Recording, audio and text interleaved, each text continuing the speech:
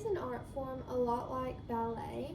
It's a form of dance that you stand on your very tippy toes to do. Have you ever wondered how these dancers can stand on their very tippy toes like that?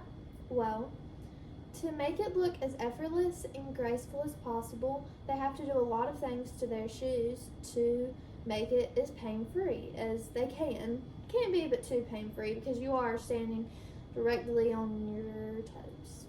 But there are ways that they can make it more comfortable. I've been dancing for 14 years and I've been doing pointe for 3 years.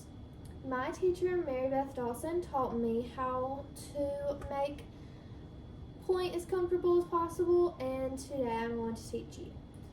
In this speech, I will teach you how to break in a pair of pointe shoes. So if you choose to partake in this art form, you too can do it as pain-free as possible. The materials you will need are a book, scissors, and pointe shoes, of course. The first step in breaking in pointe shoes, these are already broken in just a tiny bit because I have worn them before, but I'm just going to use one to demonstrate. The first step is you will take the box of the pointe shoe, which is the top part that you stand on with your toes. You're going to take that part and you're going to take scissors and open the blade of the scissors. Be careful because it is sharp, and you are going to cut horizontally on the pointe shoe to get as much cloth off of the box as possible. Dancers do this so that they are more connected with the ground. I don't really know why this makes it more comfortable, but it does. You would think that the more cushion that you have, the more comfortable it would be, but it's actually more comfortable to not have as much cushion. So you will do this until you get as much cloth off as possible, and then close the blade because safety first, and put the scissors away.